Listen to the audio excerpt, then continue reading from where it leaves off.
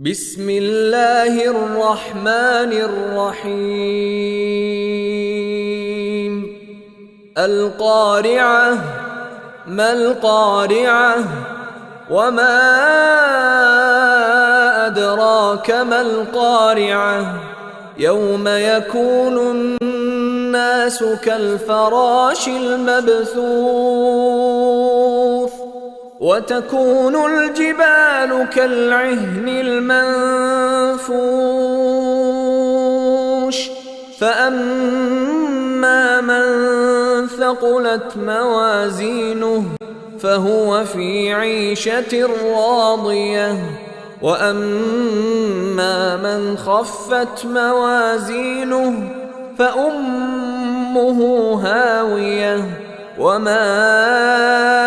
أدراك ما هي نار حامية